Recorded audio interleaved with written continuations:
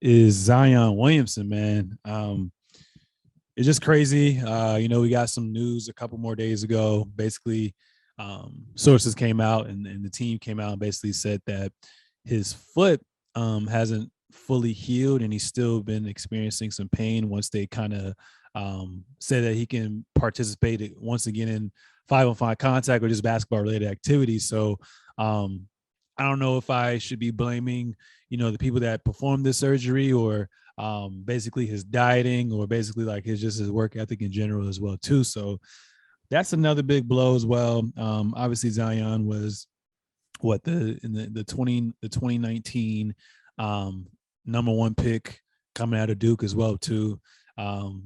He's the reason why AD was able to go to the Lakers as well too. That pick was able to turn into a number one pick, which is crazy. And to see someone who, obviously the biggest thing was his knee. I believe he tore his meniscus his rookie year, and then he didn't make his debut until against the Spurs, actually, which was crazy. And he had just a superstar type of game where he came in, was on a minute restriction, made a couple of threes, and I think they won that game as well too. That was crazy. But first year averaged 22 and a half. And then obviously his next season, he took his game to another level. I believe he was also an all-star as well too. And for his numbers, he averaged 27 points, 7 rebounds, 4 assists, and his field goal percentage was 61%, which was ridiculous as well too. So we've never seen anyone kind of like this as well too, being so big and so fast and so strong at his height, at his weight. So it's just kind of crazy. Some people that kind of come to mind as far as like freak of natures, maybe a Charles Barkley, right? Or maybe like a Blake Griffin when he first came in. But at this height, for him to be playing bully ball like this and really imposing his will, I knew he had a glimpse when it was a preseason when Rudy Gobert is like 240, 250, 7', 7'1". Yep. And he's literally like moving him out the way, which was kind of ridiculous to me as well, too. But what was that stat that you said that came out either today or yesterday that they compared him to as far as like the percentages of games or something like that? It was 85 games to Zion Williamson through his first 3 seasons and 82 games for Greg Oden through his first 3 seasons. If you guys don't remember him, drafted to the Portland Trailblazers, prodigy center, mad injuries, didn't really play. And then I think he left the league. I And he can't came back to remember the who he Heat, came. right? Yeah, he came back to the Heat. I can't remember if he like was on a team before or not. And this was like when we had like Whiteside and they thought they had something. So we went and got Grego and it was a thing. But yeah, Zion, only 85 games. I mean, 61 games last season, all-star, but still like getting this injury over the off season. We're hearing about how he's, he's over 300 pounds when he was going through the rehab and stuff like that. And now that we get the news a day or two ago that it's not healing well and he's not on track to come back soon. I mean, I don't know if you hit the panic button right now, but you're kind of looking at like if he doesn't come back this season, are you keeping him on the roster? Are you trading him? Are you gonna just is Brandon Ingram gonna just be cool with like losing this entire season? And then if Zion comes back, first of all, he has to lose the weight. He has to get on a diet where he gets below 285. Let's get that straight. You can be bully ball at 250 and be a power forward at 6'7". You do not have to be 285 anymore. You say at 285, you're probably going to continue to be like 285, 290 in that range when the off season hit, unless you get a diet like we all said you need when your rookie season hit. And then you're talking about Brandon Ingram. If Zion comes back and he's not Zion Williamson that we know, what's Brandon Ingram going to be doing there? Chilling, just losing games, maybe making the All-Star game, or is he going to be like a Bradley Beal where he puts the numbers in and just doesn't make the All-Star game at all? You know how you make money off those games. I don't think BI is the type of player that's going to do that and sacrifice like that. I mean, if you're talking about trades, I would bring up Sabonis right now. Maybe a package for him. He's only at 18 million right now. $19 million next year and 21 in this next season after that. I don't think the Pelicans would want to trade him. But you got to look at Zion and wonder, does he really want this? Because if he really wanted it, he would be on a diet right now and he would get this shit straight. So yeah, if he really wanted it, he'd definitely be playing as well too. It's kind of funny. I just had an epiphany in a sense as well too.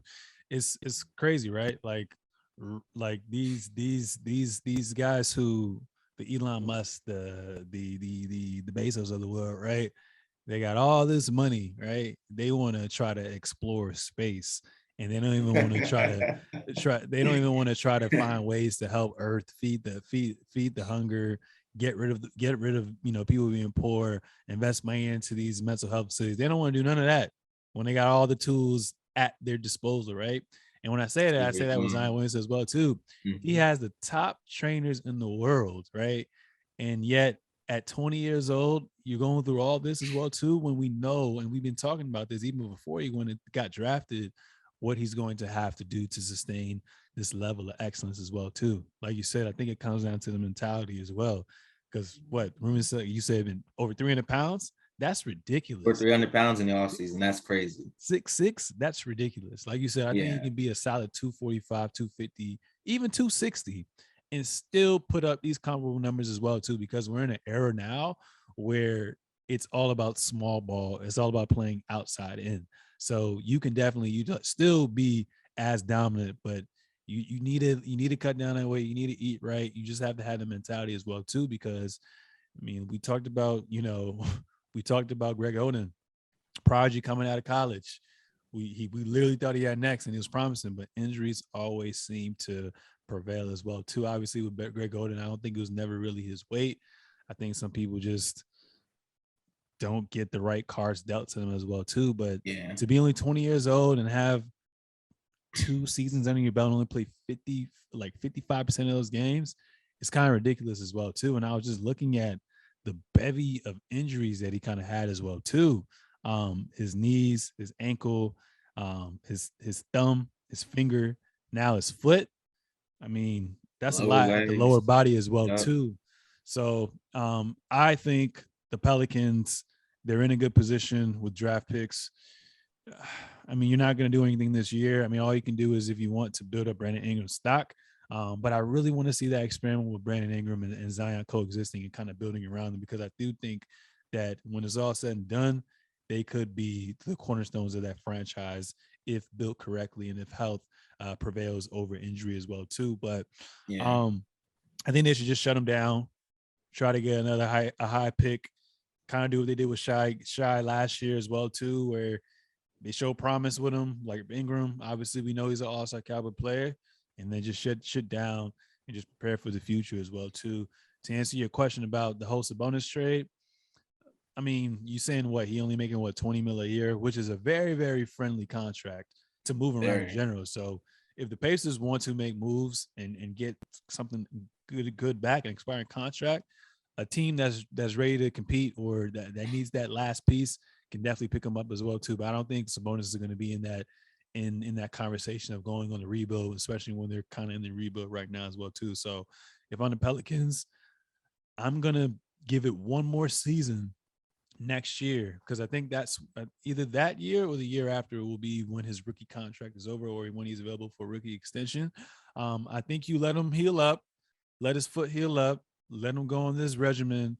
And if he can't stay healthy and play at least 75, it's crazy we're saying 75% of your games, then I think it's time to move forward and not look at him as being the next man up, and someone else is definitely going to have to find the way to kind of carry that throne, because he has the appeal from all angles to kind of carry that throne and be that name we kind of think of after LeBron James, after Steph Curry, after the KDs of the world, with the next generation with him, Luka, Trae Young, Tatum, Booker, and all that as well too. So that's going to be interesting to see. But bro, it's another Anthony Davis on the Pelicans, bro. Low leg injuries, prodigy power forward. Hey man, at least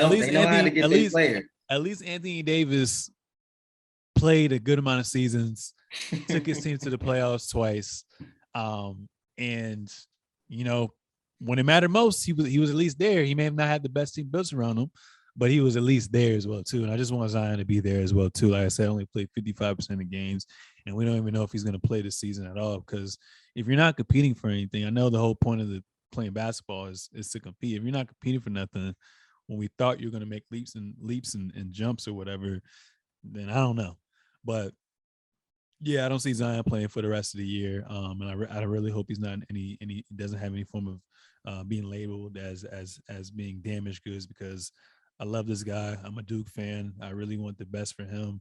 I want the best for anybody that wants it. So it's going to come down to him taking a look at himself in the mirror and kind of figuring out what do I really want. And if he has that mindset, there's no doubt in my mind he's going to come back and be dominant like how he was and how he's supposed to be as well too.